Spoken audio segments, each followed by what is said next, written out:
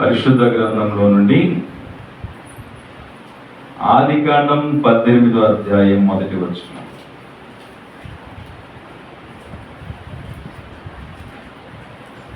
ఆదికాండము 18వ అధ్యాయము మొదటి వచనం.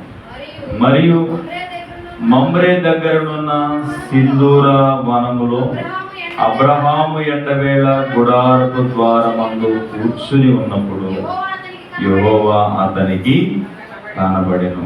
దేవుడు తన వాక్యాన్ని మన వినికిలో దీవించి ఆశీర్వదించి మాట్లాడను గాక.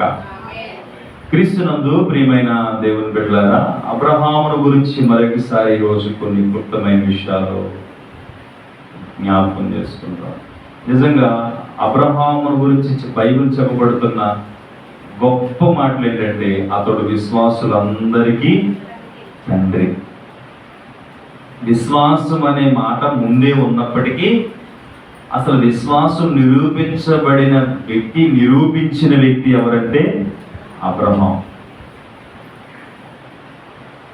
అంతేకాదు,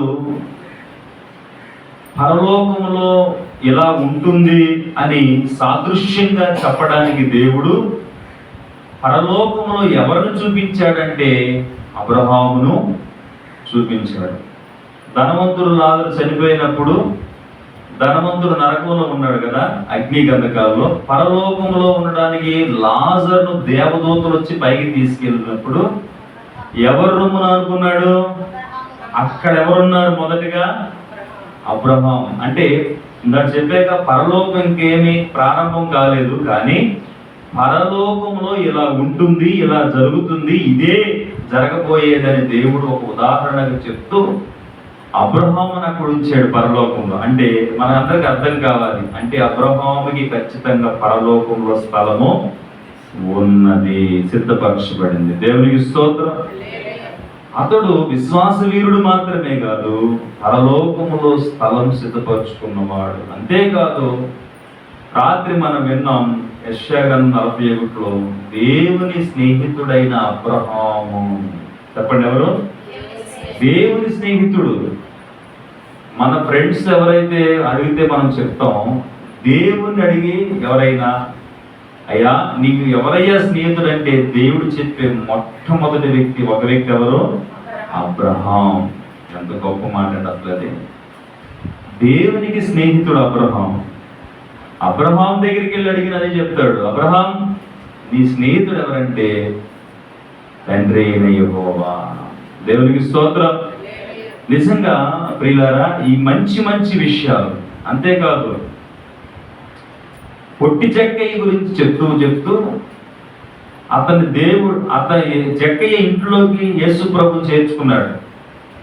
పొట్టి జక్కయ్య యేసు ప్రభు ఇంట్లోకి ఆహ్వానించినప్పుడు యేసయ్య చెప్పకముందే జక్కయ్య నిలబడి, అయ్యా నేను పాపిని, నేను పాపంతో సొమ్ము సంపాదించాను, కాబట్టి ఈ పాపపు సొమ్ము అంతా నేను తిరిగి మరలా ఇచ్చేస్తాను, పేదలకు నా ఆస్తులు సగం భాగం ఇచ్చేస్తాను అని చెప్పి ఎప్పుడైతే ఆ మాట వాడాడో యేసయ్య ఒక మాట వాడాడు. అదేంటంటే, ఇతను కూడా అబ్రహాము కుమారుడే.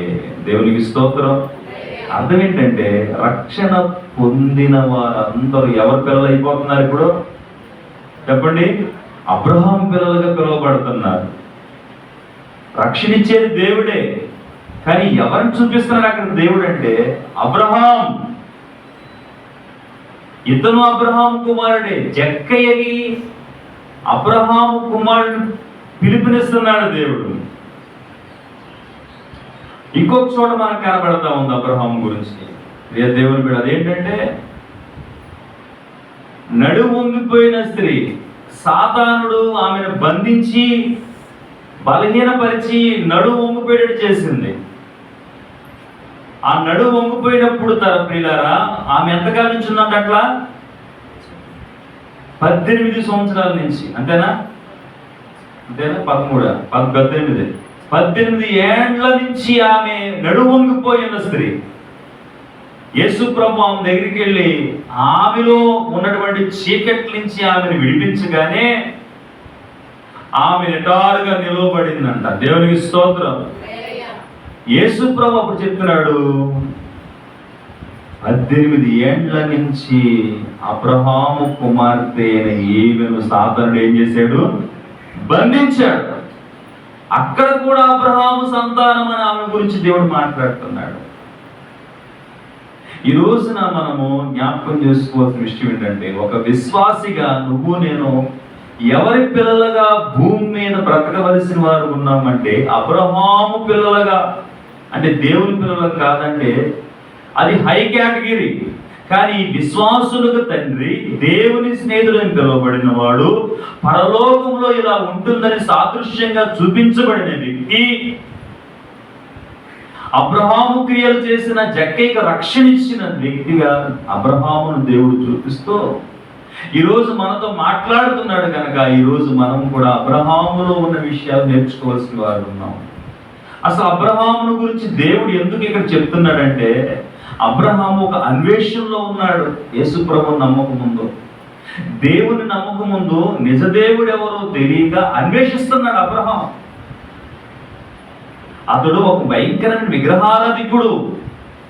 మెసొపొతేమియా దేశంలో, అంటే ఈజిప్ట్ దేశంలో ఊరు, ఆ ఊరు పేరే ఊరు, ఆ ఊరు అనే ఒక గ్రామంలో అతను నివాసం చేస్తూ ప్రియులారా తన పితరుల నుంచి వస్తున్నటువంటి ఒక ఆచారంగా బొమ్మను తయారు చేసి, అంటే విగ్రహాల బొమ్మను తయారు చేసి ఆ విగ్రహాల బొమ్మను అమ్ముకుంటూ వ్యాపారం చేస్తూ జీవనాన్ని కొనసాగిస్తూ కోటీశ్వరులు అయిపోయారు అబ్రహాము సంతానం, అబ్రహాము తల్లిదండ్రులు, కుటుంబీకులు. అటువంటి అబ్రహాముకి ఒక రోజున ఒక అనుమానం కలిగింది. అదేంటంటే, ఇంతకాలం బట్టి నేను ఈ బొమ్మను పూజిస్తున్నాను, బొమ్మలు నమ్ముతున్నాను, ఈ బొమ్మలు ఎన్నడైనా నాకు ఒక్కసారి కూడా కనిపించలేదు, ప్రత్యక్షపరుచుకోలేదు, మాట్లాడుకోలేదు. మేము చెప్పుకుంటే ఫలానా తెలిసింది కానీ అసలు ఏనాడు కూడా నోరు తెరిచి మాట్లాడలేదు.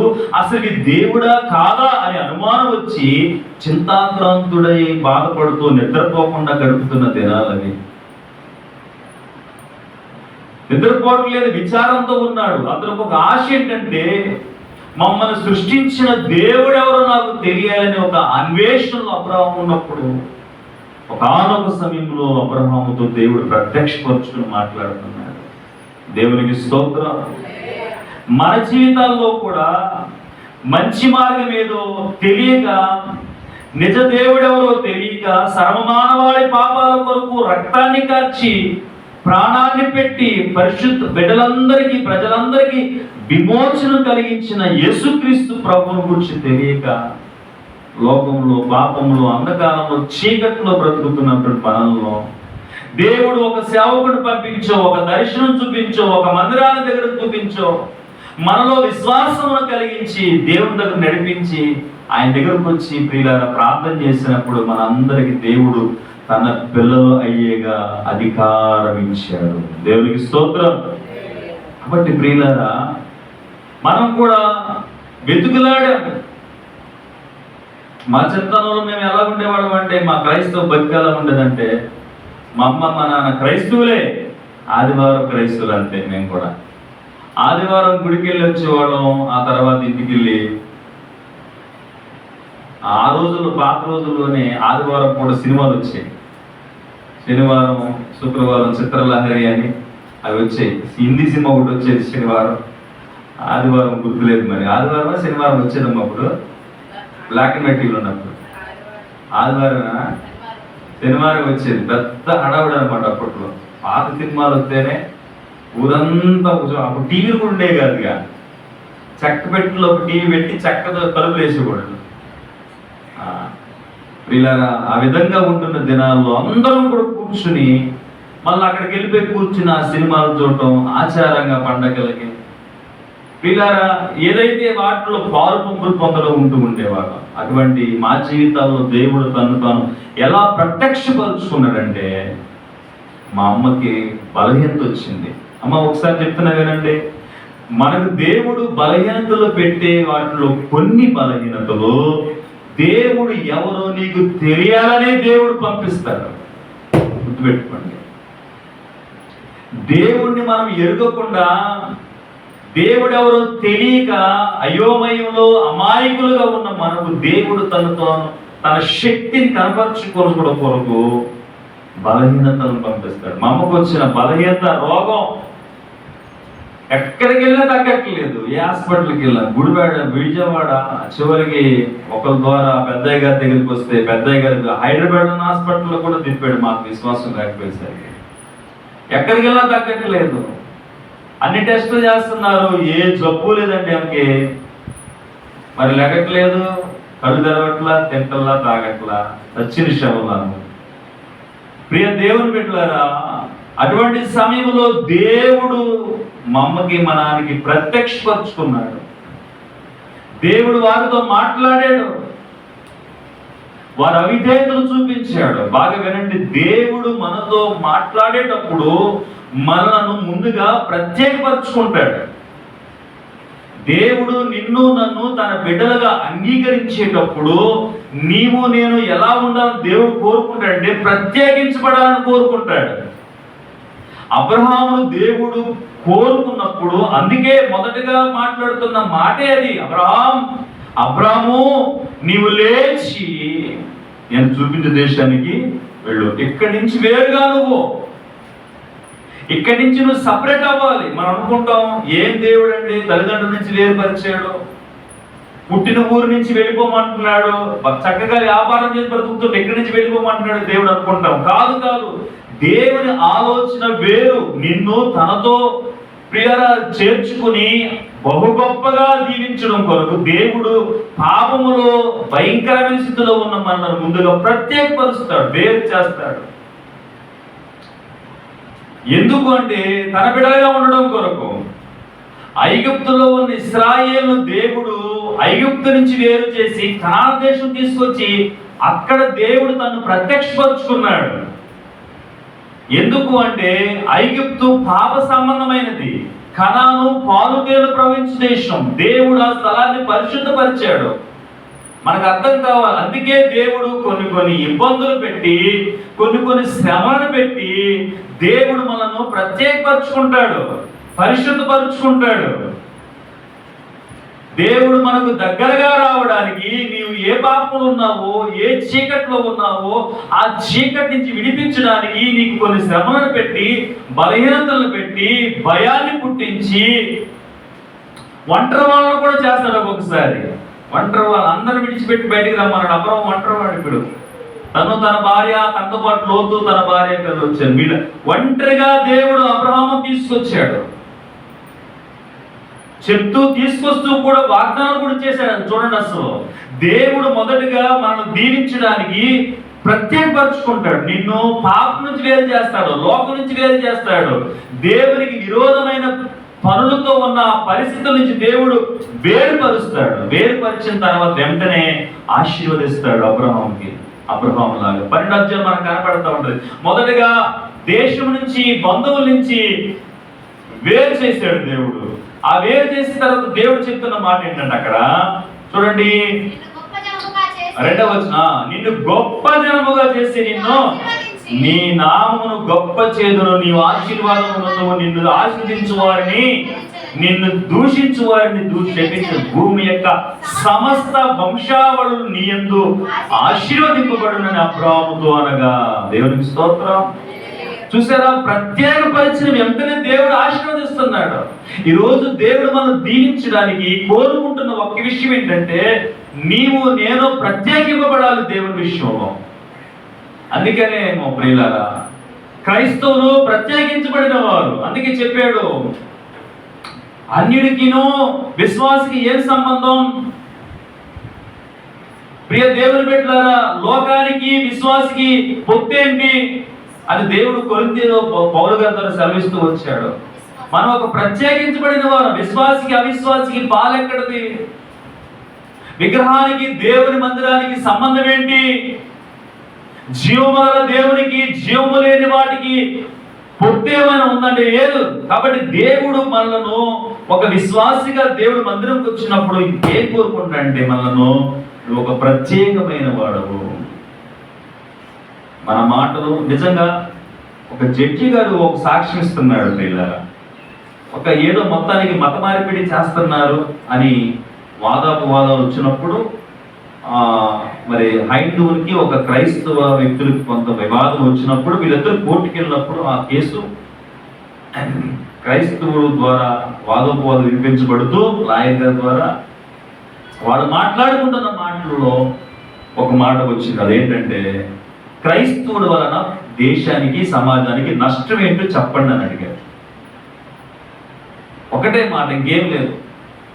మీరు మత మార్పిడి చేస్తున్నారు, లేకపోతే వీళ్ళని ఏదో పిల్లరా వాళ్ళని కించపరుస్తున్నారు, తప్పు చేస్తున్నారు. కాదు, ఇవన్నీ కాదు. ఒక క్రైస్తవుడు వల్ల సమాజానికి ఏ నష్టం అని ఆ ప్రశ్న జడ్జి ఆ ఎదుటి వ్యక్తిని అడిగినప్పుడు అతను ఏం మాట్లాడలేదు. అంతలా నువ్వు దేవుని నమ్ముకోవడం వల్ల నీ వ్యసనాల నుంచి నువ్వు విడుదల పొందుతావు, నీ కుటుంబానికి లాభం. నువ్వు దేవుని యేసుక్రీస్తు నమ్ముకోవడం వల్ల పాపాన్ని విడిచిపెడతావు, నీ దేహం బాగుపడుద్ది. నీ దేహం బాగుపడుద్ది, నీ పిల్లలు, నీ భార్య, నీ కుటుంబం బాగుపడుద్ది. అంతకుముందు నువ్వు దేవుని నమ్మక ముందు నీకున్న దురలవాట్ల వల్ల సమాజంలో చెడ్డ పేరు, అందరికి నిన్ను చూస్తే భయం. ఇప్పుడు సమాజం నిన్ను గౌరవిస్తుంది, సమాజంలో ఒక మంచి పేరు తెచ్చుకుంటావు. నువ్వు క్రైస్తువుగా మారడం వల్ల ఇతర నరహత్య ఆగిపోతా ఉంది. దొంగతనాలు చేయవు, నువ్వు దొంగతనాలు ఆగిపోతా ఉన్నాయి. ఎవరిని హింసించవు, ఎవరికి విరుద్ధంగా మాట్లాడవు, అబద్ధ సాక్ష్యాలు చెప్పవు. ఇవన్నీ మేలుకరమైనవే కదా. సాధ్యమైతే పొరుగువాడికి మేలే చేస్తావు తప్ప కీడేమీ చేయవు. కాబట్టి ఒక క్రైస్తవుల వల్ల మంచి జరుగుతుంది తప్ప కీడేమీ నష్టమేం జరగట్లా. ఈ వాదోపం జరిగినప్పుడు జడ్జి గారు గమనించి, నిజమే, ఏం నష్టం కలగట్లేదు, అంత లాభమే, అంత మేలే. కాబట్టి ఈ వాదోపవాదం వల్ల మీరిద్దరూ వీలు కాకుండా సహోదర ప్రేమ కలిగి ఉండండి. యేసుక్రీస్తు ప్రభు వల్ల, క్రైస్తవం వల్ల సమాజానికి దేశానికి నష్టమేమి లేదని ఆ వ్యక్తి కూడా తీర్పు తీర్చడం జరిగింది. దేవునికి స్తోత్రం. క్రీస్తునందు ప్రియులారా, దేవుడు మనల్ని ఆశీర్వదించడానికి మొదటగా చెప్పండి, ప్రత్యేకపరుచుకుంటాడు. ఏం చేస్తాడు? నువ్వు ఉన్న స్థలంలో ప్రత్యేకపరుస్తాడు, నీ అలవాటును ప్రత్యేకపరుస్తాడు, నీ స్నేహాలు ప్రత్యేకపరుస్తాడు, నీ పద్ధతులు ప్రత్యేకపరుస్తాడు. ప్రియ దేవుని బిడ్డలారా, నువ్వు చేస్తున్నటువంటి సమాజపరమైనటువంటి పని చెడ్డదైతే దాన్ని ప్రత్యేకపరుస్తాడు. అందుముందు లంచం తీసుకున్నటువంటి ఇప్పుడు దాని ప్రత్యేకపరుస్తాడు. ఇవన్నీ ప్రత్యేకపరిచిన తర్వాత అబ్రహాము దేవుడు చెప్తున్నాడు, నేను నిన్ను గొప్ప జనాంగముగా చేస్తాను, నిన్ను దీవించు వారిని, నిన్ను శపించు వారిని నేను శపిస్తాను. అబ్రహాం, నీ వలన భూమి మీద ఉన్న వంశములన్నీ దీవించబడతాయి. దేవునికి స్తోత్రం. ఎంత గొప్ప మాట అండి. ప్రత్యేకింపబడిన తర్వాత ఆశీర్వాదం. మనం ప్రత్యేకించబడుకోకుండా ఆశీర్వాదం చెప్పండి. మాటల్లో ప్రత్యేకత ఉందా అండి? మన మాటల్లో ప్రత్యేకత ఉందా అన్న? వదరబోతుల్లాగా మాట్లాడుతుంటాం, వంకరగా మాట్లాడుతుంటాం, ఇష్టానుసారంగా మాట్లాడుతూ ఉంటాం. మాటలో ప్రత్యేకత ఏది? బైబిల్లో చెప్పబడుతున్న మాట ఏంటంటే, మన నోటి ద్వారానే నష్టం, మన నోటి ద్వారానే లాభం. మన నోటి మాటల వల్లే మనకు కీడు, మన నోటి మాటల వల్లే మనకు ఆశీర్వాదం. కాబట్టి ప్రాముఖ్యంగా మన జీవితాల్లో ఈ నోరును కూడా జాగ్రత్తగా కాపాడుకోవాలి. కొన్ని విషయాల్లో మనము నోరుని అదుపులో పెట్టుకోకపోవడం వల్ల చాలా విషయాలు నష్టపోతున్నాం ప్రియులారా. కాబట్టి మాటల్లో ప్రత్యేకంగా ఉండాలి. మనం వస్త్రధారణ కూడా ఈరోజు అనేక మంది క్రైస్తవును చూసి లోకములో దేవుణ్ణి నమ్మకం ఉన్న వారు చాలా మంది బాధపడడానికి గల కారణం వాళ్ళ వస్త్రధారణ సరిగా లేదు. క్రైస్తవుల వస్త్రధారణ సరిగా లేకపోవడం వల్ల సమాజంలో చెడు సమాచారం బయటికి వెళ్తాం. కాబట్టి మన వస్త్రధారణ ప్రత్యేకంగా ఉండాలి, మన మాటలు ప్రత్యేకంగా ఉండాలి, మన స్నేహాలు ప్రత్యేకంగా ఉండాలి. దేవుని నమ్ముతాం, తర్వాత మన స్నేహాలు కూడా మార్పు రావాలి. బైబిల్ చెప్పబడుతుంది, వ్యభిచారంతో నువ్వు సాంగత్యం చేయకూడదు, దొంగను చూసి నువ్వు వాడితో ఏకీభవించకూడదు, దుష్టుల సాంగత్యము నాకు అసహ్యం అంటున్నాడు దావీదు. అపవిత్రులు అపహాస్యులు కూర్చున్న చోట నీవు కూర్చోవద్దు, పాపులు నిలబడి పాపం చూస్తుంటే అక్కడ నీవు నిలబడవద్దు, దుష్టులు ఆలోచన చొప్పున నడవద్దు. కాబట్టి మన స్నేహాలు ప్రత్యేకంగా ఉండాలి. మనము చాలా ఎన్నుకునే స్నేహితుల విషయంలో కూడా జాగ్రత్త తీసుకోవాలి. దేవుని పెట్టారా, మాటలు ప్రత్యేకత, వస్త్రధార ప్రత్యేకత, స్నేహంలో ప్రత్యేకత, తిండిలో కూడా ప్రత్యేకత. ఏంటమ్మా? తిండిలో కూడా ప్రత్యేకత. తిండిలో ప్రత్యేకత ఏమిటి? అపవిత్రమైన వాటిని తినకూడదు. దేవుడు తినమన్న వాటిని అంటే తినవద్దన్న వాటిని తినకుంటామని. రక్తం తినొద్దన్నాడు, తినకూడదు. అపవిత్రమైన పంది మాంసం తినొద్దన్నాడు దేవుడు, అసహించాడు దాన్ని. ఎక్కలు లేవు, వాటికి నెమరు వేయదు, కాబట్టి మానేసే. కాబట్టి దేవుడు తినమన్న వాటిని తింటే మనకు ఆశీర్వాదం. ఇంకో విషయం, తినమన్నాడు కదని వారమంతా మోసం తింటే, అప్పు చేసుకుని తింటే, అప్పు చేసి తింటే, తినమన్నాడు కదని చెప్పి అప్పు చేసి తింటే దేవుని పెట్టారా. కాబట్టి తిండిలో ప్రత్యేకత. అధికంగా తింటే తప్పేంటంటే, దేవుడు ఇచ్చేది తింటున్నాం, సమృద్ధి తినండి. కానీ అధికంగా మాంసం తినటం వల్ల ఏమైంది? మన శరీరంలో మార్పులు వస్తాయి, మత్తు వచ్చింది, మన నియమ నిబంధనలు మర్చిపోతాం. అది తప్పని చెప్పాడు దేవుడు. మన క్రమాలను పోగొట్టుకుంటాం. ఆ మత్తు ఏం చేస్తుందంటే ఆరాధనకు దూరం చేస్తుంది, సంఘ క్రమాలకు దూరం చేస్తుంది, మనలో బద్ధకం పెరిగిద్ది, ఒళ్ళు పెరిగిద్ది, సోమరంలో అయిపోతాం. కాబట్టి అందుకని ఒకవేళ మీరు తిండి వలనను, మత్తు వలన, ఐకిక విచారం వలనను ఆ దినం అకస్మాత్ నీ మీదకి వచ్చింది కనుక అది మీకు తెలియకపోతేమో జాగ్రత్తగా మెలకువగా ఉండండి. కాబట్టి తిండిలో ప్రత్యేకత, స్నేహాల్లో ప్రత్యేకత, వస్త్రాల్లో ప్రత్యేకత, మాటల్లో ప్రత్యేకత. వేరు చేస్తాడు దేవుడు ఆశీర్వదించడానికి. నువ్వు అది వేరే కనుకోబాక. అంతకుముందే చాలా మంది ఉన్నారు, ఇప్పుడు ఒంటరి అయిపోయి కాదు, నిన్ను దేవుడు ప్రత్యేకపరుచుకుంటున్నాడు, ఒంటరి చేస్తున్నాడు. ఏలియాను దేవుడు ఒంటరిని చేశాడు. బదరి వృక్షం కింద దాక్కుని కూర్చున్నాడు, చెట్టు త్వరలో కూర్చుని ఏడుస్తున్నాడు.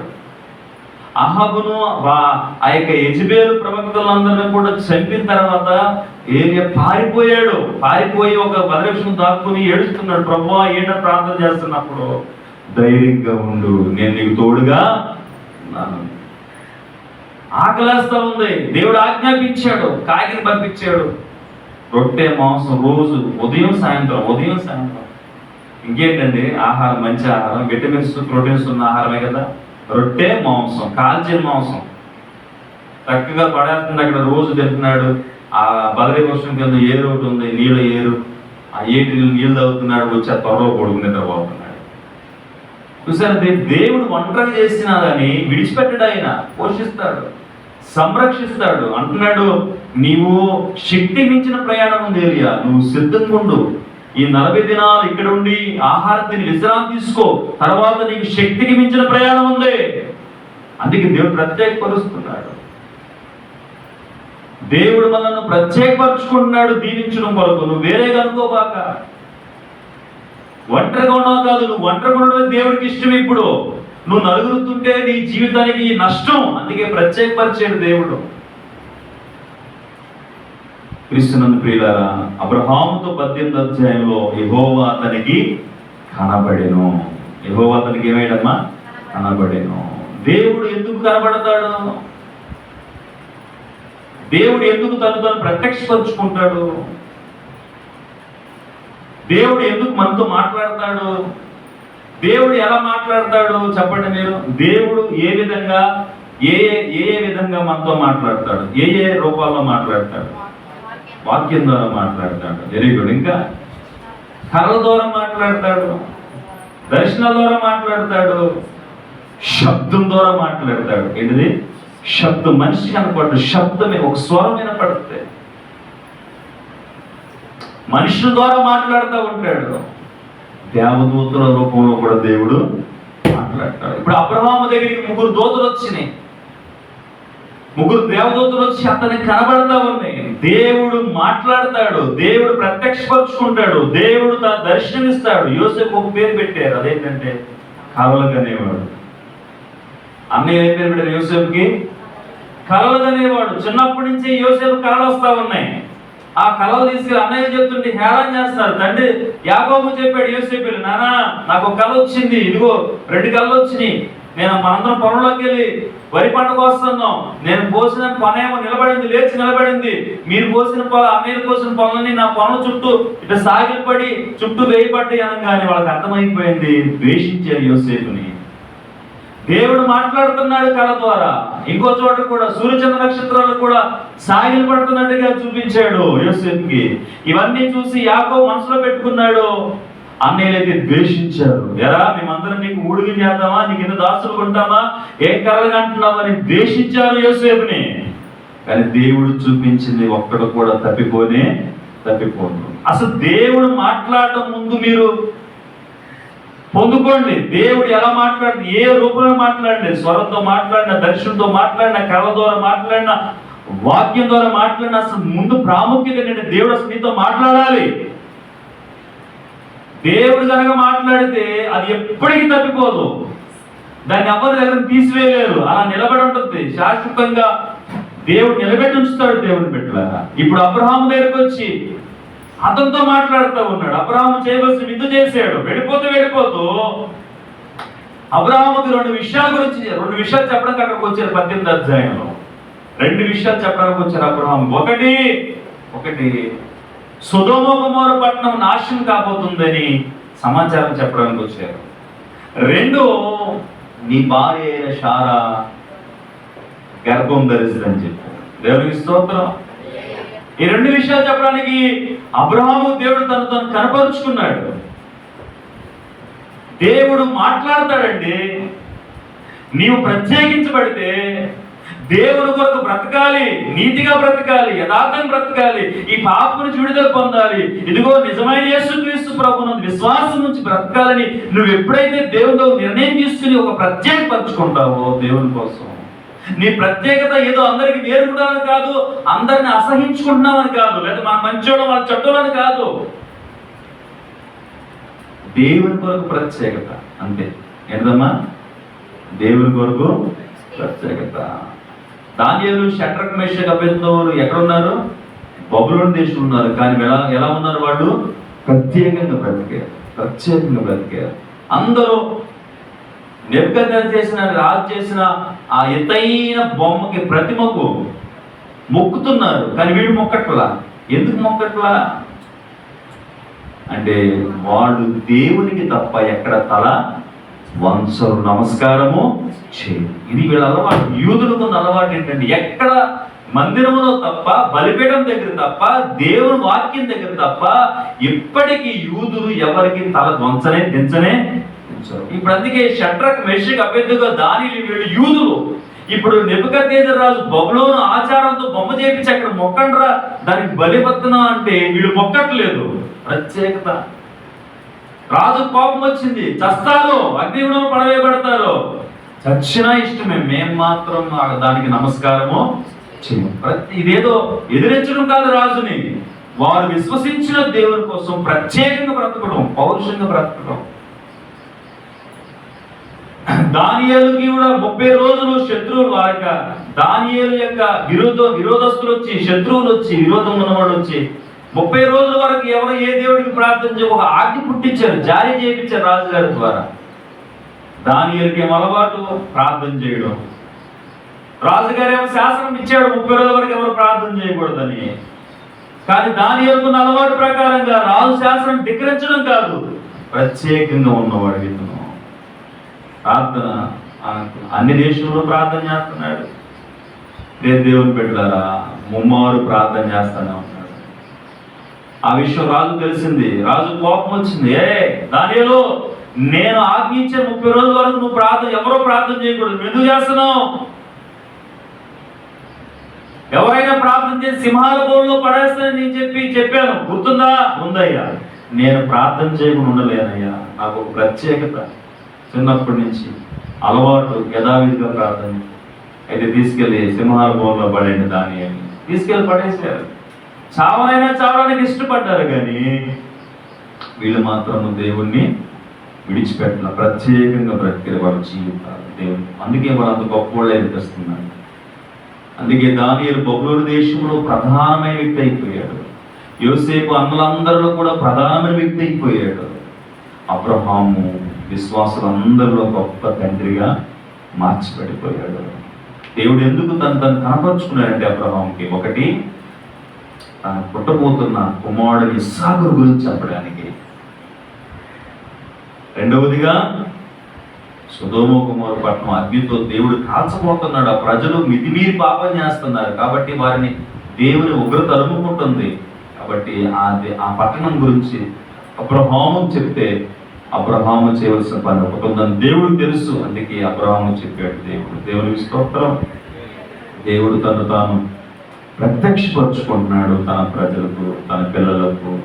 దేవుడు చేయాల్సింది ఏంటో చెప్పడానికి ఈరోజు మనము, నువ్వు, నేను కూడా దేవుడు మనతో ఏం చెప్పాలనుకుంటున్నాడో మనకు తెలియాలంటే, అసలు మన పట్ల దేవుడు ఏ ఉద్దేశం కలిగి ఉన్నాడో మనకు తెలియాలంటే అబ్రహాములాగా మనము ప్రత్యేకించబడాలి. చెప్పాగా, మాటల్లో ప్రత్యేకత, వస్త్రధారణలో ఉంటే కట్టుకొని అందరికీ రకరకాలుగా ఈరోజు ధరించుకోవచ్చు. కానీ దేవుని పిల్లలు క్రమబద్ధీకరణతో వస్త్రాలు ధరించాలి. ఇష్టానుసారంగా మాట్లాడుకొని, కానీ దేవుని పిల్లలు మాటలు ఎక్కువగా మాట్లాడకూడదు, జాగ్రత్తగా మాట్లాడాలి. స్నేహాలు చేస్తే చేయని, ఎవరు పడితే వాడు, కానీ దేవుని పిల్లలు పరిశుద్ధులతో స్నేహము చేయాలి. దేవుని పిల్లలారా, సంబంధాలు అన్ని విషయాల్లో కూడా దేవుడు మనతో మాట్లాడుతూ ఉన్నాడు. ఉదయకాల సమయంలో యోబు గ్రంథం, ఈ మాట చెప్పి నేను ముగించిపోతున్నాను. యోబు గ్రంథం 33వ అధ్యాయం. మనందరికీ తెలిసిన మాట ఒకసారి జ్ఞాపకం చేస్తున్నా. 14వ వచనం, దేవుడు ఒక్క మారు పలుకును, 2 మారులు అయితే మనుషులని కనిపెట్టరు. మంచం మీద కొనుకు సమయం గాఢ నిద్ర పట్టినప్పుడు కలలో రాత్రి కలుగు స్వప్నములను కలలో రాత్రి కలుగు స్వప్నములను. దేవుడు ఎన్నిసార్లు మాట్లాడతాడు? ఒక్క మారే పలుకును, అవసరమైతే 2 మార్లు పలుకును. అయితే మనుషులు ఏం చేయరంట? అది కనిపెట్టరు, మనం కనిపెట్టం. కానీ దేవుడు ఏం చెప్తున్నాడు అక్కడ? నేను మాట్లాడతాను, ఒకసారి మాట్లాడతాను, అవసరమైతే 2 సార్లు మాట్లాడతాను. అయితే మీరు నిద్రపోతారు, మెలకుకుంటారు, మొత్తుకుంటారు, కనిపెట్టారు. కలలో రాత్రి కలుగు స్వప్నంలో. కళా దర్శనం గురించి ఒకసారి చెప్పాను, మీకు గుర్తుందా? కళ దేవుడు చూపించేవంటే మన పనుల బారిన బట్టి అలసిపోయినప్పుడు వచ్చేవి కూడా ఉంటాం. అంటే బాగా ఒక దాని గురించి ఆలోచించి దీర్ఘంగా ప్రార్థన చేయకుండా పడుకుంటే దాని గురించి కలుస్తా ఉంటుంది. అని ప్రార్థన చేసినప్పుడు దేవునితో గడిపి నిద్రపోతున్నప్పుడు అది కలయిరా అని దర్శనం కానీ వేరుగా ఉంటుంది. వీళ్ళారా, కళ ఏమో ఎక్కువసేపు వచ్చింది, దర్శనమేమో తక్కువ సమయంలో ఎక్కువ అర్థం కనపడదు.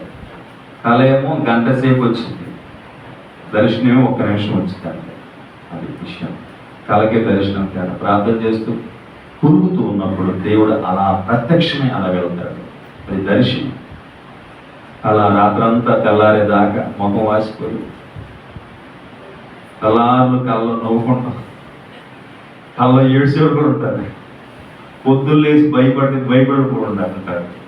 రాత్రంతా గుర్తుంది. ఈ కళ్ళ కూడా ఉంటాం ఉంటాయి. అది కాదు, ప్రార్థన చేసినప్పుడు వచ్చి కళ్ళలో వేరుగా ఉంటాయి. దేవుడు మాట్లాడతాడు. ఎందుకు మాట్లాడతాడు? ఈ మాట చెప్పి ముగించేస్తాను. చూడండి అన్నమాట. 1:16 వచనం, నరువులు గర్విష్ఠులు కాకుండా ఎందుకు మాట్లాడతాడు దేవుడు? అబ్రహాం ఎందుకు మాట్లాడాడు చెప్పండి. 1, తనకు పుట్టబోతున్న సంతానం గురించి చెప్పడానికి. 2, సొదొమ గొమొర్రా పట్టణం నాశనం అయిపోతుంది అని దేవుడు చెప్పడానికి ప్రత్యక్షపరుచుకున్నాడు. దేవుడు మాట్లాడాలంటే ముందు మనం ఏమవ్వాలి చెప్పండి? ప్రత్యేకపరచు. ఇలా గుర్తుపెట్టుకోండి, వాక్యాల అంశాలు ప్రత్యేకపరచబడాలి. అప్పుడు దేవుడు మనల్ని దీవించడం ప్రారంభిస్తాడు. దేవుడు ఎందుకు మాట్లాడతాడంటే, 1, గర్వంతో ఉంటే దేవుడు మనతో మాట్లాడతాడు. ఈరోజు ప్రతి మనిషికి ఏమొచ్చింది? గర్వం వచ్చింది. దేవుని బిడ్డలారా, దేవుడిచ్చిన వాటిని తీసుకుంటున్నాం, మనకు ఆ గర్వం వచ్చింది. ఏమీ లేకపోయినా కూడా గర్వం వచ్చేసింది ఈరోజు. ఏమండి, ఏది లేకపోయినా గర్వమే, ఉన్నా గర్వమే. అసలు మనలో పాతుకుపోతుంది ఈ గర్వం. కాబట్టి జాగ్రత్తగా బ్రతకవలసింది. దేవుడు అందుకే హెచ్చరించడానికి మాట్లాడుతున్నాడు ఇక్కడ. నరులు గర్విష్ఠులు కాకుండా చేయడం. ఏ పోషణ, ఏ విషయాన్ని బట్టి కూడా ఎట్టి పరిస్థితుల్లో కూడా మనకు రాకూడదు ఏంటి చెప్పండి? నాశనానికి ముందు ఉండేది ఏంటిది అంటే మనం నాశనం అయిపోవడానికి మనలో పుట్టి పెరిగేది గర్వం. కాబట్టి అది ఎలా వచ్చిందో తెలియదు మనకి. అందాన్ని బట్టి వచ్చిందో అంతేనా? అందాన్ని బట్టి గర్వం వచ్చిందా లేదా? అందంగా ఉంటే రంగుని బట్టి గర్వం వచ్చిందా లేదా? ధనాన్ని బట్టి గర్వం వచ్చిందా లేదా? ఉద్యోగం బట్టి గర్వం వస్తుందా లేదా? దేవుని బిడ్డలారా, ఇలా ఒక్కొక్కటి చెప్పుకుంటూ వెళ్తే ఎంత ద్వారా గర్వం వస్తుంది మనకి. పైకి కనిపించింది కానీ లోపల మనలో అతిశయం. దానికి ఇంకొక పేరు ఏంటంటే అతిశయం. అతిశయించువాడు ఎవరు అతిశయించాలంట? మన కొరకు ప్రాణం పెట్టి రక్తాన్ని కాచి మరణించి తిరిగి లేచిన యేసును బట్టి మాత్రమే మన అతిశయము ఉండాలి. దేవునికి స్తోత్రం. అంతే తప్ప మనకున్న వాటిని బట్టి ఎక్కడ అతిశయించుకోవాలి. ఇది గర్వం అయింది అనమాట. కాబట్టి దేవుడు ఒకసారి మాట్లాడతాడు, రెండుసారి మాట్లాడతాడు. ఎందుకు మాట్లాడతాడు? ఒకటి, మనలో ఉన్న గర్వాన్ని బయట పెట్టడానికి. జాగ్రత్త. అరే వాడు కళ్ళు కానరాట్లేదు కదా, కళ్ళు ఎత్తుకొచ్చినాయిదా, లేకపోతే వాడు గొప్పట్లా లేడు, ఇప్పుడంతా మారిపోయాడు అని ఎందుకు వస్తున్నాయి ఆ మాటలో? ఎవరితో కలవట్లా, వాడేందో ధీమాకుంటున్నాడు అని అంటారు. దానికి కారణం గర్వం పెరిగింది అని అర్థం. కాబట్టి దేవుని దగ్గర గర్వం ఉంటే దేవుడు మీతో మాట్లాడతారు, గర్వం తీసేసుకోమని. రెండవదిగా, తాము తలచిన కార్యాన్ని వారు మానుకోనాలని దేవుడు మాట్లాడారు. దేవుడు మాట్లాడే ఒక ప్రత్యేకత. అంతేనా కదా? ప్రతిదానికి మాట్లాడతారు దేవుడు, ప్రతి చిన్నదానికి మాట్లాడతారా? దేవుడు మాట్లాడితే దానికి ఒక ప్రత్యేకమైన ఒక పని అయి ఉండాలి. అది ఎంతో విలువైన పని అయి ఉండాలి తప్ప దేవునికి వచ్చిన దూత వచ్చింది మరి దగ్గరకు వచ్చి మహా సంతోషకర శుభవర్తమానం తీసుకొచ్చాము, దయాప్రాప్తురాలా నీకు శుభము. అదేంటంటే సామాన్య విషయం కాదు, వర్తమానం పరలోకం తెచ్చింది. నేడు రక్షకుడు మన కొరకు వృత్తమవుతున్నాడు, నువ్వు గర్భం ధరిస్తున్నావు అని ఈ వర్తమానం. గొల్ల దగ్గరికి వచ్చి యేసు ప్రభువుని గురించి, జ్ఞానం దగ్గరికి వెళ్ళి ఆ తార పుట్టిని చూసారు, ఆ తారను బట్టి వెళ్ళడం వాళ్ళతో దేవుడు మాట్లాడంటే అది గొప్ప అద్భుతం. ఏదో కారణం, బలమైన కారణం ఉంటే దేవుడు మాట్లాడతాడు. పిచ్చి పిచ్చి వాడికి దేవుడు ఎందుకు మాట్లాడతాడు? దేవుని బిడ్డలారా, మనం చాలా భ్రమంలో ఉంటున్నాం ఈ రోజున. కాబట్టి గమనించాలి, దేవుడు మాట్లాడితే బలమైన కారణం ఒకటి ఉంటుంది. అది నువ్వు ప్రార్థన చేస్తేనే దేవుడు మాట్లాడి తెలుసుకో. ప్రార్థన చేస్తేనే దేవుడు మాట్లాడతాడు, లేకపోతే దేవుడు మనతో మాట్లాడడం మానేస్తాడు. కాబట్టి తాము తలచిన కార్యాన్ని వారు మానుకోవాలని. మనం ఒకవేళ చెడు కార్యాలు చేద్దాము, చూద్దాము, వెళదాము, దేవునికి విరోధమైన పని చేద్దామని నీ మనసులో నువ్వు నిర్ణయాలు తీసుకుంటే, ఆ నిర్ణయాలతో ముందుకెళ్ళడానికి ప్రయత్నం చేస్తున్నప్పుడు దేవుడు నీతో మాట్లాడతాడు. నువ్వు దేవునికి ఇష్టమైన వ్యక్తివి అయితే, నీకు దేవునికి మధ్య మంచి సంబంధం ఉంటే కనుక దేవుడు మాట్లాడతాడు. అమ్మా, అయ్యా, నువ్వు తలచిన కార్యాన్ని ఆపేసేయి, అది మంచిది కాదు, అది చెడ్డదే, నీ జీవితానికి మేలు చేసేది కాదు, కీడు చేసేది, నష్టం కలిగించేదని దేవుడు మనతో మాట్లాడతాడు. కాబట్టి ఇది కూడా గమనించాలి. తమ తలచిన కార్యాన్ని అబీమెలెకు దేవుడు మాట్లాడాడు. అబీమెలెకు ఏమని? అబ్రహాం భార్య అనే శారాన్ని తీసుకెళ్ళి తన అంతఃపురంలో పెట్టుకున్నాడు. ఆమెను భార్యగా చేసుకుందామని, ఆమెతో పాపం చేద్దామని. అప్పుడు దేవుడు అబీమెలెకుతో మాట్లాడుతున్నాడు. అర్థమవుతుందా? ఆమెను పట్టుకుంటే చచ్చిపోతావు. ఆయన ఎవరో తెలుసా? ఒక ప్రవక్త. అబ్రహాం ఒక ప్రవక్త. అబ్రహాం నీ కొరకు ప్రార్థన చేస్తున్నాడు. ఎప్పుడైతే అబ్రహాం అక్కడికి వెళ్ళి శారాను ఈ అబీమెలెకు తన రాజ్యంలో అంతవరకు తీసుకెళ్ళాడో, ఆ పట్టణంలో, ఆ ఇంట్లో, అబీమెలెకు ఇంట్లో ఉన్న దాసీలకి, అబీమెలెకు భార్యలకు అందరి గర్భాలు దేవుడు ఏం చేశాడ? మూసివేశాడు. పశువులు కూడా పుట్టట్ల కలవు. కారణం శారా. అతను తలచిన కార్యం ఏంటిది? చెడ్డ కార్యం. చెడ్డ కార్యాలతో మనం ఉంటే దేవుడు మనకు మాట్లాడతాడు. నువ్వు తలిచేది ఆ చెడ్డతో. ఆ చెడు తీసేసుకుంటే, ఆ చెడు కార్యాన్ని మానేసుకుంటే దేవుడు మరలా కార్యం జరిగిస్తాడు. దేవునికి స్తోత్రం. అబీమెలెకు భయం వేసింది. వెంటనే అబ్రాహాము పిలిపించాడు. ఎంత పని చేసావయ్యా, నీ భార్య అని చెప్పకుండా నీ చెల్లెని చెప్పావు, నేనేం తీసుకొచ్చాను, నీ చెల్లె కదా అని. నేను ఆమె చేసుకుందాం అనుకున్నాను, ఉంచుకుందాం అనుకున్నాను, ఎంత పని చేసావు. దేవుడు నా కల్లో రాత్రి మాట్లాడాడు, ఆమెను పట్టుకుంటే చచ్చిపోతాను. అంతేకాదు, మీరు వచ్చిన దగ్గర నుంచి మా రాజ్యంలో పిల్లలు పుట్టట్లేదు, తీసుకెళ్ళిపో బాబు, దండం అని చెప్పని పంపించేసాడు. వెళుతూ బంగారాన్ని, దాసీలను, పశువులను గురించి పంపించేసాడు అబ్రాహాముకి. దేవునికి స్తోత్రం. చూసారా, ఆమె తలచిన కార్యం చెడ్డదే, అది మానుకో. ఆ ప్రయత్నం విడిచిపెట్టే, అది దేవుడికి ఇష్టం లేదు అని దేవుడు మనతో మాట్లాడు. 1 గర్వశులు ఉంటే, 2 చెడు కార్యం తలిస్తే, 3 గోతికి పోకుండా వారిని తప్పించాను. ఎందుకు మాట్లాడతారు దేవుడు చెప్పండి? ఎందుకన్నా ప్రత్యక్షపరుచుకుంటాడు? గోతికి పోకుండా. గొయ్యి అంటే ఏంటి? సాగు, అంతేనా? దేవుడు ఒకసారి మాతో మాట్లాడతాడు, మీతో మాట్లాడతాడు. ప్రమాదం జరిగినట్లుగా, చనిపోయినట్లుగా ఒకసారి నిజంగా జరిగిపోతుంటాయి. దేవుడు మాట్లాడినప్పుడు మనం దాన్ని సీరియస్గా చులకన తీసుకున్నాం. అప్పుడు ఖచ్చితంగా జరిగినప్పుడు ఏడుస్తాం అయ్యో అని. దేవుడు ఒక్కొక్కసారి నీకు రాబోతున్న కీడును, మరణాన్ని చూపిస్తాడు. ఎందుకు? సరి చేసుకుంటాను. చెప్పండి. అంటే చనిపోతావు, బతుకుతావు అని కాదు, ఎక్కువగా బ్రతకాలని దేవుడు చూపాడు. కానీ నువ్వు చనిపోయేటప్పుడు పాపంతో చనిపోతున్నావు. అంతే. దేవుని నమ్మకోకుండా చచ్చిపోతున్నావు. రక్షణ పొందకుండా చనిపోవడానికి సిద్ధంగా ఉన్నావు. నీవు మరణానికి, గోతికి దగ్గరగా ఉన్నావు. కానీ రక్షణ పొందకుండా, ప్రభువుని విశ్వసించకుండా చనిపోతున్నావు. నువ్వు అలా చనిపోతే నరకానికి వెళ్తావు. దేవుని ప్రణాళిక ఉంటే, నీ కోసం ఎవరైనా సేవకులు ప్రార్థన చేస్తా ఉంటుంటే, నీ చావుల గురించి నీతోనూ సేవకులతో కూడా దేవుడు బయలుపరుస్తాడు. దేవుని స్తోత్రం. కాబట్టి ఎందుకో తెలుసా? కాపాడాలని కాదు, ఆ మరణం తీసేయాలని కాదు. తీసేయచ్చు. రక్షణ పొందడానికి దేవుడు అవకాశం ఇస్తే ఆ మరణం తప్పిస్తాడు. గోతికి వెళ్ళకుండా ఎంతమంది బయటికి రాలేదో? ఎంతమంది అండి? ఇప్పటికి సజీవులు. పెద్దమ్మ గారికి దాదాపుగా ఇప్పుడు 25-30 సంవత్సరాలు క్యాన్సర్ వచ్చి చచ్చిపోతే అని అన్న ఆమె ఇప్పటికీ బతికే ఉంది. ఆ రోజుల్లో అసలు వైద్యం లేని రోజుల్లో క్యాన్సర్ వచ్చింది.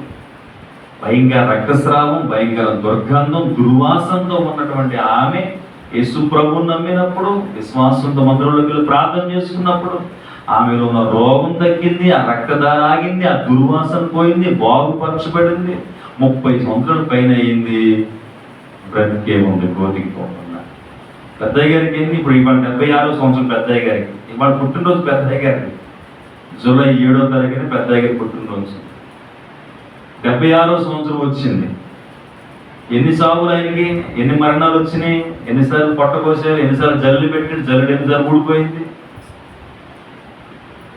ఏం కాక ఏంటి రాయవీల్లూరు హాస్పిటల్లో ఎన్నిసార్లు హాస్పిటల్ జాయిన్, ఎంతకాలం ఉన్నారు? నెలలు. ఇప్పుడు డయాలసిస్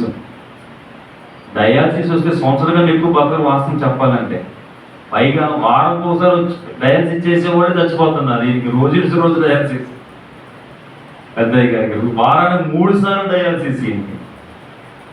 అయినా దేవుడు బ్రతికించుతున్నాడు. కారణం నేను గోతికి పోకుండా వారిని తప్పించడానికి దేవుడు ప్రయత్నం దానికి మాట్లాడతాడు. నువ్వు సరి చేసుకుంటే బ్రతుకుతావు. నువ్వు సరి చేసుకు రక్షణ పొందితే దేవుడు బ్రతికిస్తాడు, తప్పిస్తాడు, మరణాన్ని గోతికి పోకుండా ఆపుతాడు, ఇంకొంతకాలం అవకాశం ఇస్తాడు. అందుకు దేవుడు మాట్లాడతాడు. కాబట్టి గర్వంతో ఉండకుండా బాగుపడాలని, తలచిన చెడు కార్యాలు, చెడు ఆలోచనలు, చెడు నిర్ణయాలు మానుకుంటామని, గోతికి పోకుండా అనగా చావుకు సిద్ధంగా ఉన్నావు. నీ పాపం వల్ల చావు వచ్చిందో, రక్షణ పొందకుండా చనిపోతున్నావు. దేవుడు ఏదో ఒకటి నేను తప్పించి రక్షించి ఆ రాజ్యం తీసుకోవాలని దేవుడు మనతో మాట్లాడు. చివరిగా కత్తి వలన వారి ప్రాణము నశింపకుండా. ఇలా నేను ముగించిపోతుంది. కత్తి వలన కనుక శత్రువు, కత్తి వాడేది శత్రువు, ప్రమాదం, అపాయాలు, ప్రమాదాలు, శత్రువు ద్వారా మనకి ప్రమాదం కొంచెం ఉంటే దేవుడు మాట్లాడి వాటిని తప్పిస్తాడు. దేవుని బిడ్డలారా, దేవుడు ఎన్నో పర్యాయాలు మాట్లాడుతూ వస్తూ ఉన్నాడు మనతో కూడా.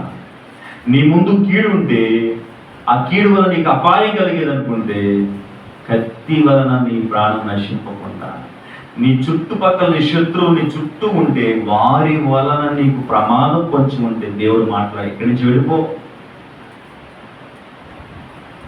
దేవుడు మాట్లాడతాడండి. ఇలాగూ ప్రేరేపణ కలిగిస్తాడు. ఒక సేవకుడు పంపిస్తాడు, నీతోనే దేవుడు మాట్లాడతాడు. ఒక కరస్తుతో ఒక స్వరం వినపడద్దు, ఇక్కడ వద్దు, ఇక్కడ ప్రమాదం ఉంది, ఇక్కడ నీకు అందరూ కీడు చేసే వాళ్ళు ఉన్నారు, కాబట్టి ఇక్కడి నుంచి లేచి వెళ్ళిపో. యోసేపుతో చెప్తుంది దూత, యోసేపు ఇదిగో మరియకు పుట్టబోయే కుమారుని చంపడానికి చంపేవో ఎదురు చూస్తున్నారు, తిరుగుతున్నారు. నీవు లేచి నీ భార్య అయిన మరియను తీసుకుని ఇక్కడి నుంచి వెళ్ళిపో, నేను చెప్పేవారికి ఇక్కడ రావద్దు. దేవుడు మాట్లాడుతున్నాడండి. ప్రమాదాలు పొంచి ఉన్నప్పుడు, శత్రువు చుట్టుముట్టినప్పుడు దేవుడు భయపరుస్తాడు.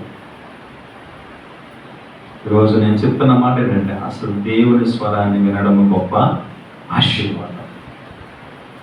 ఏదో ఒక ప్రత్యక్షత మనకు రావాలి. ప్రత్యక్షత వస్తే పాడైపోకుండా ఉంటామంట. నీకు ప్రత్యక్షతలో స్వరమన్నా వినే వ్యక్తి ఉండాలి. నువ్వు నిలబడతావు, శ్రమలు ఎన్ని వచ్చినా. దేవుడు నీతో మాట్లాడితే నిలబడిపోతావు. దేవుడు నీకు దర్శనం చూపిస్తే ధైర్యంగా బ్రతుకుతావు. దేవుడు నీ కళ ద్వారా మాట్లాడితే నిరీక్షణతో విశ్వాసం ఎదురు చూస్తూ ఉంటావు. కాబట్టి ఏది ప్రాముఖ్యం అంటే దేవుడు నీకు కనబడటం, దేవుడు నీతో మాట్లాడటం ప్రాముఖ్యం. అబ్రహాముతో మాట్లాడాడు. దానికంటే ముందుగా తాను అబ్రహాముని ప్రత్యేకపరుచుకున్నాడు, దీవించాడు. 2 విషయాల గురించి బయలుపరుచుకున్నాడు, చెప్పడానికి వచ్చాడు, చెప్పాడు, వెళ్ళిపోయాడు. ప్రియులారా, ఈరోజు దేవుడు మనతో ఎందుకు మాట్లాడతాడంటే, నువ్వు గర్విష్ఠుడిగా ఉండి దేవుని దగ్గరిస్తున్నావు, దేవుని వాక్యాన్ని దగ్గరిస్తున్నావు, దేవుని నమ్మట్లా, నీ స్వశక్తి మీద ఆధారపడుతున్నావు, నా సొంత బలం అంటున్నావు, నా సొంత కష్టం అంటున్నావు. దేవుడు కాపాడుకోకుండా, దేవుడు ఇవ్వకోకుండా ఇదంతా నా కష్టం అనుకుంటున్నావు. దేవుడు అందుకే అది గర్వంగా పోల్చి నేను హెచ్చరిస్తున్నాడు, ఇలా మాట్లాడుతున్నాడు. బాబు, ఇది కదరా నాయన, నేను ఇస్తేనే, నేను బ్రతికిస్తేనే, నేను ఆజ్ఞాపిస్తేనే ఉన్నావు, కాబట్టి తెలుసుకో అని నీలో ఉన్న అహంకారపు పొరలను, గర్వపు మత్సలను తొలగించడానికి దేవుడు మాట్లాడతాడు. నువ్వు తలచిన కార్యం చెడ్డదైతే అది మానుకోవాలని మాట్లాడతాడు. నీకు చావు దగ్గరకుంటే తప్పించాలని మాట్లాడతాడు. చివరిగా ప్రమాదము, శత్రువు ద్వారా అపాయాలుంటే అవి కూడా దేవుడు తప్పించాలని మాట్లాడతాడు. కాబట్టి ఈరోజు ఉదయకాల సమయంలో మనం కోరుకోవాల్సిన మాట ఏంటంటే, దేవా నువ్వు నాతో మాట్లాడు. చెప్పండి ఏంటిది? దేవా నువ్వు నాతో మాట్లాడు. ఆయన మాట్లాడితే మనకు మేలు. ఆయన ఎందుకు మాట్లాడతాడు? ప్రయోజనమైన ఉంటేనే మాట్లాడతాడు. ఆయన మాట్లాడితే మనకు ఆశీర్వాదం. ఆయన మాట్లాడడానికి ముందుగా మనం ఏం చేసుకోవాలి చెప్పండి? ప్రత్యేకపరచుకో. Very good. ఏంటమ్మా? ఆయన మనతో మాట్లాడాలి, మనం దీవించాలంటే ఏం చేయాలి? మనము ప్రత్యేకపరచుకోవాలి. దేవుని కొరకు ప్రత్యేకత, ఇంటిలో ప్రత్యేకత, ఒంటిలో ప్రత్యేకత, తిండిలో ప్రత్యేకత, వస్త్రాల్లో ప్రత్యేకత, స్నేహాల్లో ప్రత్యేకత, మాటల్లో ప్రత్యేకత. ప్రత్యేకంగా దేవుని కోసం మనం బ్రతకాలని ఎప్పుడైతే ఆశపడతామో దేవుడు మన యొక్క శ్రద్ధ నిలుపుతాడు, దీవిస్తాడు. కాబట్టి ఇలాగ మనం దేవుని స్వరాన్ని విని ఇలాంటి విషయాలు మనం నేర్చుకుని దేవుడి మాటలు విందాం, స్వరాన్ని విని గ్రహించుకొని మేలు పొందుకుందాం, దీవించబడతాం. అట్టి కృప దేవుడు మనకు దయచేయను గాక. ఆమేన్. ప్రార్థన చేసుకుందాం. సమయం చాలా అయింది, ప్రార్థన చేసుకుందాం. పరిశుద్ధుడా, ప్రేమగల తండ్రి, నీ పాదాలు వందనాలయ్యా. ఈ ఉదయకాల సమయంలో ఈ 7వ నెలలో ఈ 7వ తారీఖున ఈ మొదటి ఆదివారం రోజున అబ్రహాముతో కనపడ్డావు. కారణం, ఒక విషయాన్ని మోసుకుని వచ్చారయ్యా. నీవు అబ్రహాముతో చెప్పడానికే నువ్వు కనపడ్డావయ్యా. మేమంటే నీకెంత ప్రేమ నాయనా. నువ్వు చేయబోయే కార్యాలు మాతో చెప్పాలని ఆశపడుతున్నావు. మేమే వినకుండా ఉన్నామయ్యా. మేమే మా చెవులు మందగిల్లిపోయి, మేమే నిన్ను చూడలేని పొరలో కలిగిన కళ్ళు కలిగి ఉన్నామయ్యా. గర్వ పొరలతో బ్రతుకుతున్నాం ప్రభా. మేమే నీకు దూరంగా బ్రతుకుతున్నామయ్యా. అయితే ఈరోజు నాయనా ఏ విధముగానైనానో మీరు మాతో మాట్లాడాలని, మీ ప్రత్యక్షతలు మాకు కలగాలని నీ దాసుల ద్వారా మాతో మాట్లాడినందుకు వందనాలయ్యా. నీ స్వరము లేక ఎండిన భూమి వలె ఉన్నామయ్యా. ఇదిగో వాడిన మొక్క వలె ఉన్నాము నాయన. జీవము లేని ఎండిపోయిన ఎముకల వలె ఉన్నాం ప్రభువా. నీ స్వరాన్ని వినిపించు నాయన. నీ ప్రత్యక్షత కలిగించయ్యా. మాలో జీవాన్ని పుట్టించు నాయన.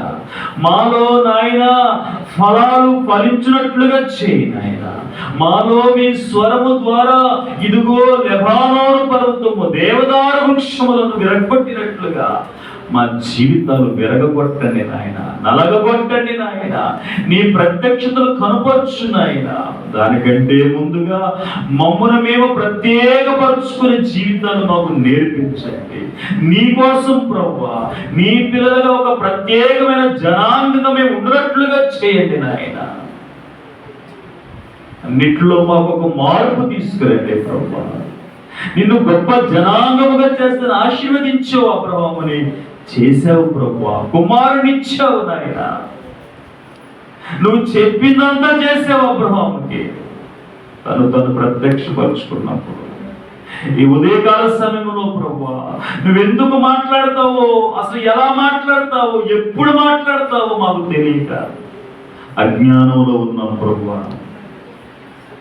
ఎవరితో మాట్లాడతావో తెలియకున్నావు నాయన. నువ్వు ప్రార్థన చేస్తే మాతో మాట్లాడతావని విన్నాం. ఎందుకు నరుడు గర్విష్ఠులు కాకుండా ఉండాలని, మేము తలస్తున్న కార్యాలు చెడ్డవి వాటిలోంచి బయటికి తీసుకురావాలని, మా నిర్ణయాలు చెడ్డవి, మా అలవాట్లు చెడ్డవి మేము తీసుకుంటున్నా ప్రభా. స్వేచ్ఛాకరమైన పరిస్థితులు చెడ్డవి, మాకు నష్టాలు కలిగించేవని మాతో మాట్లాడడానికి ఇష్టపడుతున్నావు ప్రభువా. నీకు వందనాలు. అంతేకాదు మాకు చావు దగ్గర ఉందని, మా పాపం పండిందని, పాపం ద్వారా వస్తున్న మరణాన్ని తప్పించి రక్షణలోకి నడిపించాలనే ఉద్దేశంతో మాట్లాడుతున్నందుకు వందనాలయ్యా. చివరిగా శత్రువు ద్వారా, మా ముందున్న అపాయాల ద్వారా మేము నశించుకోకుండా ప్రభువా కాపాడాలని మాతో మాట్లాడుతూ, ఇంత గొప్ప దేవుడు ఎవరున్నారు నాయన. ఏ విధంగా చేతనైనా మేము రక్షింపబడాలని. నిజ దేవుడు నీవు, నువ్వు ప్రేమగల దేవుడు ప్రభువా. నీలో కుళ్ళు కపటము లేదయ్యా. నీవు నీతి మంచి గల దేవుడు నాయన. రక్షణ ఇచ్చే దేవుడు, పాపాలు క్షమించే దేవుడు, పాపాల నుంచి విడిపించే దేవుడు ప్రభువా. నీ హస్తంలోకి మమ్మల్ని తీసుకోనండి. నీ మెల్లని స్వరాన్ని మాకు వినిపించండి. మా జీవితాలు, మా కుటుంబాలు బాగు చేయండి. మమ్మల్ని స్వారూప్యంలో తీసుకొచ్చి ఆశీర్వదించమని, వాక్యం నీరుగట్టి ఫలింపచేయమని యేసుక్రీస్తు నామములో ప్రార్థించి అడిగి వేడుకుంటున్నాను తండ్రి. ఆమేన్.